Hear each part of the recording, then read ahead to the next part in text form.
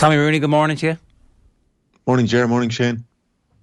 How are things? What do you really think about Stephen Cluxton coming back? Oh, I'm here on the fence. I have a thorn here on my quad. Get off it, come on. Sitting. I'm on a fence, not a perch, Shane. It's a fence. Look, there's two sides to it, in my opinion. I happen to be. I was definitely one of the first people who wasn't at the game who got this information sent to them.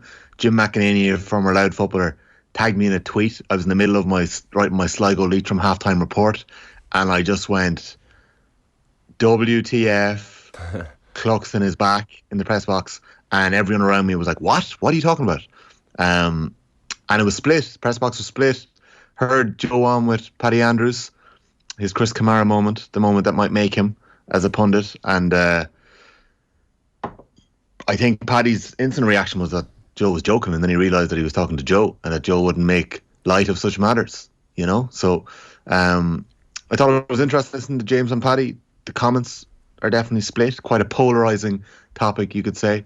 But I don't know. There's two sides to it. He's obviously one of the most... Actually, I'm going to say he's one of the most inspiring leaders, but I have no idea what his leadership is like because you know so little about him. Well, we park that for a second. A 41-year-old come back after 2.5 years, to me, I don't know. Go on, say it. Smacks of desperation, Tommy. Go on. Well, no, I didn't say that. No, that's what James was saying. Yeah, I fail to see a negative of this. Like, you have someone like Stephen Cluxton, as Paddy said there, who makes himself available to Desi, and what's Desi Farrell going to say?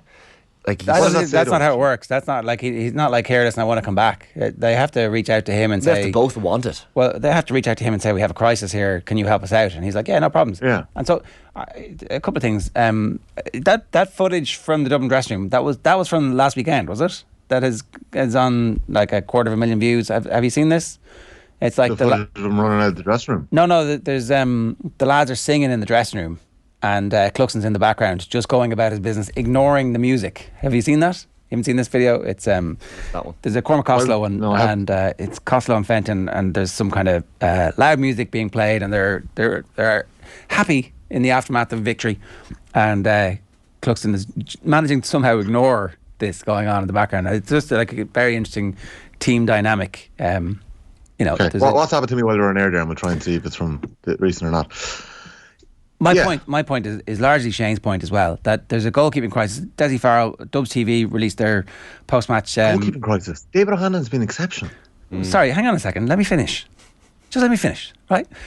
Dubs TV released their footage of the interview with Desi Farrell in the aftermath of the game at the weekend, and he said Evan Comerford is working his way back. He hasn't played any football this year, and he's working his way back, and we expect him to be back later in the championship. So who's the backup? If there's a black card, a red card, or an injury. So Evan Comerford, who I think is their actual starting goalkeeper, right? They have an exceptional goalkeeper who's played really well, but you can't have one goalkeeper going into the championship. That is rule 101. And we see goalkeepers getting black carded or sent off much more than we used to. Everybody has a backup goalkeeper. So there's an absolute crisis where I think... They've Michael Shield, who's played in All-Ireland Club finals and potentially hasn't hit the standards that David O'Hanlon and Evan Comerford hit when he stepped in, but he's essentially their backup goalkeeper. Well, now Cluxton's their backup goalkeeper. Do you feel better as a manager? Absolutely. And I'm only trying to give both sides of the coin here. Like, there is a couple of questions, right? And the fact that it was kept a secret, and Desi saying he was back training for a couple of weeks, that's not possible. It's remarkable in this day. There's no way he was back.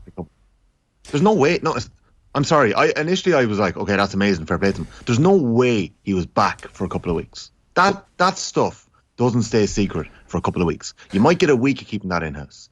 So this came together very, very quickly, I'd say. There's no way he was back a couple of weeks. And I am speculating there, but I just don't see how that's possible to keep that under wraps. They're not training inside. It's funny how he played against a Meath development team in a challenge match, and it's on the back page of the Indo this morning. So, certainly that was in Fingalians, wasn't it? He's pretty high profile, and so if he was rocking up to training, people wouldn't notice. Either way, I like there's this is not somebody who's going to play significant championship minutes unless there is an injury. to the first choice goalkeeper. He's not coming in to be first choice. There's no way he's coming in to be first choice. They're not parachuting him back into the team. Phil McMahon on the Indo podcast was saying to start him this weekend. But sure, of course, Phil's going to say that they're like he has soldiered with him forever. All the former players all think that their teammates are still as good as they were at the absolute peak. If Bernard Brogan was to come back and do a few training sessions, they'd be like, stick him in the team. But actually, the moment has passed. No, you have to put him in the team. You absolutely do not put him in the team. He is not getting in the team. If he is as good a goalkeeper as he was 2 years ago when he left, you have to start Stephen Cluxton, don't you? I agree with you, Tommy. David O'Hanlon has been brilliant and his kick-out stats have been fantastic. He's got better actually each game. But Stephen Cluxton is Stephen Cluxton. You put him in the team. Like, he's not there as a leadership. He's going to sit on the bench and inspire all the younger players around him. Screw that. You inspire players by being the starting goalkeeper, playing the big matches for Dublin. If I'm Dessie Farrell, I'm starting him in the Division 2 League final next weekend. No. Like, I know he won't. But it's not the right thing to do on any level because it completely undermines. It's totally unfair on David O'Hanlon. I get that. But it's not just sport unfair. Is unfair. Life is unfair. But it's not. It's the wrong thing to do. Why is it the wrong thing to do? When was the last time he played football at this level? It's such a long period ago. A couple of years ago. And so there's no way he's still the same player. And if he is the same player, that can emerge over the next 5, 6, 7 weeks. And at that point, you've got a competition. He's not He's not a Rory Beggan or an Ethan Rafferty. He's not. He does play outfield for us. He does exactly. So he has a relative level of fitness, but he's not a goalkeeper that. I'm sure his reflexes and skills are still honed. He isn't as good as he was 2 years ago, but he can't be far off. Well, he could be far off. We don't know. And here's the other thing. The team is rounding into something. So all you're doing here is giving yourself an insurance policy. If he plays significant minutes, I will be shocked, like legitimately shocked. So would I. If he starts and there's no other injuries. I think. Can we just now, before we move on from this, like, there are unanswered questions about why Stephen Cluxton stepped away 2.5 years ago. Sure, it's part of his personality, but that leaves it open to discussion. Why did he leave? Was there a problem? What were the issues? And now, once he's back, why haven't Dublin been able to make up the leadership gap that was there before? But they still have 8 or 9 generational talents. I did a piece previewing the Meath and Dublin game a couple of weeks ago. Like, to say Dublin are in transition is laughable. Of the 2019 Leinster final, where Dublin bet Meath by 19 points to 4, Jim Gavin's last Leinster final, 12 players, 10 starters, Mannion and McCaffrey played that day. Make that 13 now. So Stephen Cluxton is back. Who's saying they're in transition? They're not in transition. But who's saying it? Loads of people are saying it. They were saying it when Dublin lost 4 games last year. They were saying it when the Dubs were stuttering over Kildare and Clare this year. I haven't heard anybody I would consider very credible saying that they're a team in transition. They're a team coming off their peak. They're a team who are absolutely past their peak. They're no longer peak Dublin. That's different from being in transition. And they're looking for something. I don't think Cluxton's going to play significant minutes. I don't think this is that big a deal, to be honest. But the leadership gap, right? They have, it turns out, 2 brilliant goalkeepers. Hanlon and Comerford. Comerford's injured. The under-21 keeper, the under-20 keeper, who apparently they rate quite highly, is also, it looks like, injured. If you have an opportunity to bring somebody back, I would say, Tommy, bringing him back answers the questions for what happened 2.5 years ago. Whatever disagreement that was speculated at the time, Farrell and Cluxton have obviously managed to mend bridges. Is that not the end? Is that not the end of that? Or Cluxton said, "I'm coming back," and Dessie said, "Okay." I mean, I don't know about that, but we don't know. But that's the thing. Look, I'm putting it this way: it's either a masterstroke or it's all going to blow up, and we won't know for a couple of months. I'm leaning towards it being a masterstroke. I'm just trying to put the other side of the argument. Okay. But in that scenario where he says he's coming back, if you don't want him back, what do you say? Oh, thanks very much, but no thanks. Right? It's a really simple. I'm not sure that's Dessie. Sorry, I'm not sure that's the style, like, so. How does it blow up? How can this go wrong? Is what I'm wondering. Do you know, how can bringing Stephen Cluxton back in backfire? If he walks out again in 3 or 4 weeks, do you know? Yeah, we just don't know. There's a couple of signs. Like, I would have thought that there's been times where the Dublin team have dropped their armour.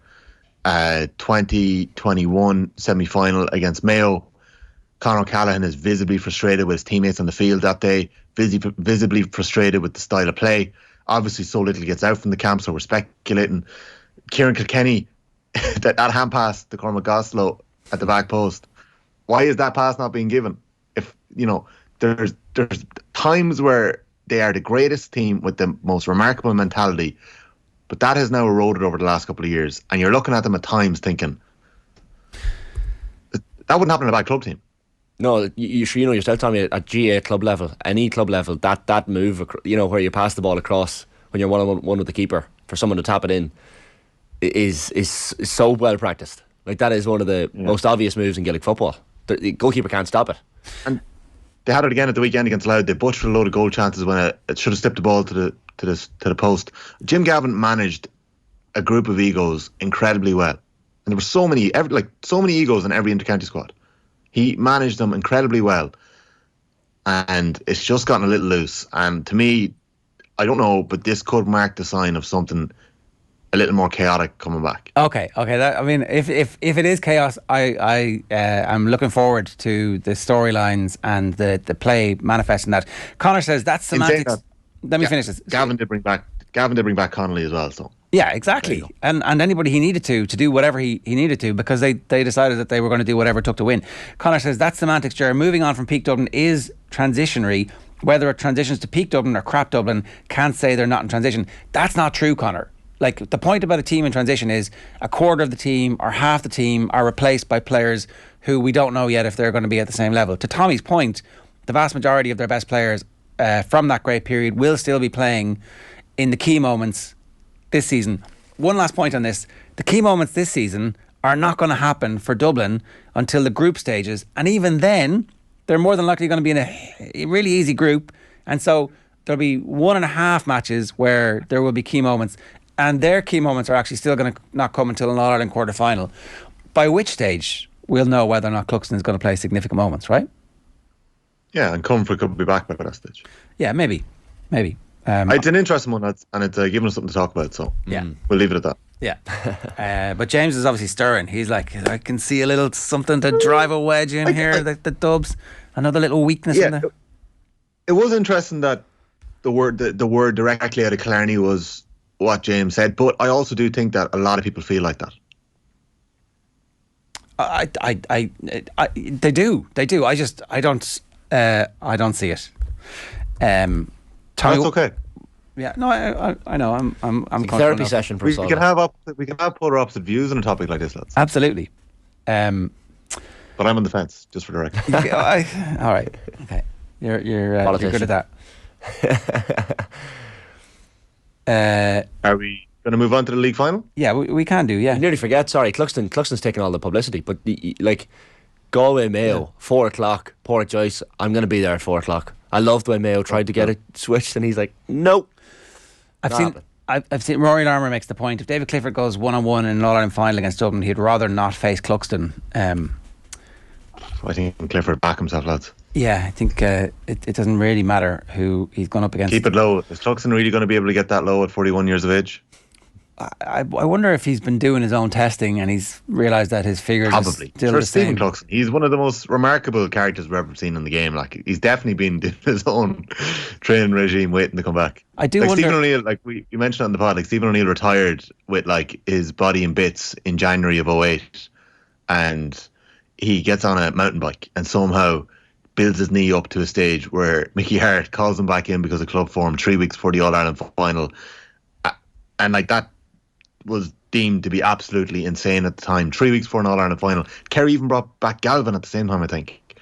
And Stephen O'Neill was the first sub in that day. That's Tyrone go on and win. He comes on after 20 minutes. So this has happened before out the field too. Yeah. Okay. What about Galway? And so under the radar, they're now beeping very loudly. Everybody's like, hang on a second, this team. Yeah. I think this is going to be a really, really good game. And counter to what some people are saying, I actually think both teams are really going to go for this, and it's going to be a cracker. I think both teams need to win a little bit of national silverware as much as they can. Breheny has the stat in the Indo today that Mayo's record in their last 20 All-Ireland and league finals is 2 wins, 2 draws, 16 losses. Galway's isn't much better. They've won 3 out of 15 finals. So these are two teams that, can win when it comes to Connacht, but when it comes to the national stage, they need to deliver. So I don't think either Joyce or Max Day are going to take a backward step. It's also very interesting to read John Fogarty's piece in The Examiner and Kieran McKeever speaking at the the Ulster launch Armagh coach that there is no point really in winning the Ulster Championship anymore. Similar to what we've been saying, Jeff, for a couple of weeks, that there's actually more of a reward to lose in the provincial and get into the All-Ireland series, have those couple of weeks of a break. You know, as Brady's quote, what was it? I wouldn't take it on the 9th, but if I woke up on the 10th, I'd be happy enough. Yeah. Yeah, I do. So I think this league final is marginally more important than getting to a Connacht final. We were talking a bit about Kelly and how you play up against Clifford. We were talking to Kane Johnson about this, and he was making the point that's not gonna be how teams play against Clifford. If you're going to be man marking Clifford, your job is to man mark Clifford and not go running forward. And he pointed to the Dublin Kerry game last year and how Dublin did a little bit of that. And what happens is the ball gets turned over, and in transition it goes back into Clifford, and Clifford kicks a point, and you're like, oh, that's not great. So maybe we haven't learned too much yet about how teams are going to try and lock down Clifford when it comes to, again, the All-Ireland quarter-final, semi-finals and finals. Yeah, I'd say David Clifford has mastered the art of knowing when to peak, and I think he'll be good to go. Like last year, David Clifford lads must have had 3 different injuries across the space of the 6 months. We didn't see David Clifford at full fitness last year. We haven't seen him at full fitness so far this year. So I'm not sure what the answer is yet to stopping David Clifford. I think Keane's right. Galway, if they want to get the best out of Sean Kelly, probably cannot put him on David Clifford. I'm not saying that he can't do it, but Kelly is so important to Galway going forward as he is in defence, and he always has been that way since we started the football pod. Andy Moran picked out a young Sean Kelly at cornerback at that stage as the key to Galway's attack. So yeah, look, that's going to be a cracker, and I'm actually really looking forward to seeing it. Like it's going to be a really good game of football. But 1981, the last time Galway won the National League, like for them, this is huge because they at least have the ease with which they can wait until a Connacht semi-final. Mayo are in action a little bit sooner, so like everything points for me towards Galway taking this far more seriously than Mayo. I'm not saying Mayo don't want to win a national title, of course they do. James and Paddy felt the same way in the football pod this week, Shane. I actually disagree. I actually think Mayo need to take it seriously. I think they need to put their foot down on the Galway throat here before they get ahead of themselves. Yeah. Mayo made the mistake in 96 and 97 of losing to Galway before there was a knockout championship in the first game in 1998, and look what happened. Galway won the All-Ireland in 98, won the All-Ireland in 01, and you know that momentum was lost for Mayo. So if McStay has any bit of momentum right now, and it was interesting, I listened to James Horn a couple of weeks ago say that you can't take the foot off the gas going into a league final. Did they not do that last year? And that performance last year. He was saying that they didn't, and they were just beaten fair and square on the day. But they weren't just beaten; they were annihilated, right? And certainly the feeling was that maybe in the last 2 league games, Mayo could put the feet up a little bit, and maybe that's where the momentum and the wheels came off a little bit. Like Monaghan obviously got the benefit of it last week. Mayo made 10, 11 changes, and Monaghan pulled off that great escape. I don't think that McStay can do that again. I don't think he can afford to do it. Momentum is such a funny thing in sport. I think he really has to go for Galway. And if you're going to meet them again in a couple of weeks, if you're going to get by Roscommon, so what? You go for it. But there is an element of never give a sucker an even break. Like they have played big games against Galway. Why was the game in Croker that time? With the Connacht final. Yeah, why was that in Croker? Was there something? It was in I think Michael Park was being redeveloped. I can't remember exactly. There was a couple of different reasons why it was in Croker. But was it to do with COVID? I think they wanted it in Croker. It was to do with COVID. I think they wanted it in Croker. That was when Shane Walsh got injured, and that was basically the turning point of the game. Finnerty got injured innocuously with a clash. I remember at the time thinking, wonder how innocuous that was. Walsh got body slammed to the ground and injured, and there was definitely a feeling that Galway were coming, but Mayo bullied them. Yeah, and it was like a slight on Galway. And if you could reassert your alpha dog status, it would be no harm doing it twice in the space of 6 weeks or 5 weeks, however long it's going to take for them to. It's even less than that, isn't it? If they were to do this, do Roscommon next week, and then do them again. 3 weeks. That would be a big statement, and certainly that might be difficult to calm down the province and but, yeah, you know. It's a Connacht 1, 2, 3 in the league, so I think Connacht is where it's at the moment. Yeah, I do think that Mayo and Galway are absolutely flying. That's not to say that they won't get knocked down a peg or two later in the championship, and it's very early in the year, obviously. But yeah, it's a big one. Are we time for one more now? Yeah, go for it, quick. Okay. I I'm not sure if you heard the post match from Leitrim Sligo the last day, but Andy Moran's last answer. Yeah. His last answer was, I'm not going to speak for Tony McEntee here, but Sligo have to go to Croke Park next week, and it actually helped our preparation that we've lost today. Obviously, Leitrim wanted to get promoted, but they lost. They then jump on a plane to London on the Thursday to play Championship. It's not fair. After playing in Croke Park, they have to play on the jump on the plane on Thursday to play Championship. It's not fair. Not fair in the players for prep or for injuries. When I was in college back in the 90s, all the talk and studies was about burnout, and now we're absolutely flogging our young and elite players again with games upon games. Someone has to shout stop. I hope that with the level of injuries now that Tom Parsons and these guys step up and say, we're not letting our players go through that again in 2024. Now, there might be a quick fix to this.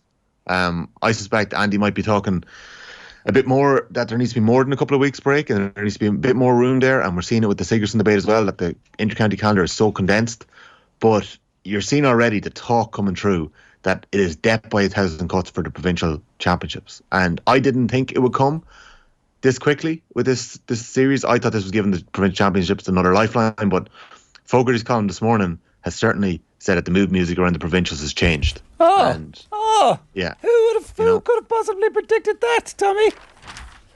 Yeah, it's like what we were saying a couple of weeks ago, Ger. But that's certainly, and Kieran McKeever from Armagh was saying the same thing today. The incentive to win the Ulster Championship no longer exists. Yeah. And looking at those teams at the weekend, like Leitrim and Sligo are both going to have tough games against London and New York, regardless of how London's league went.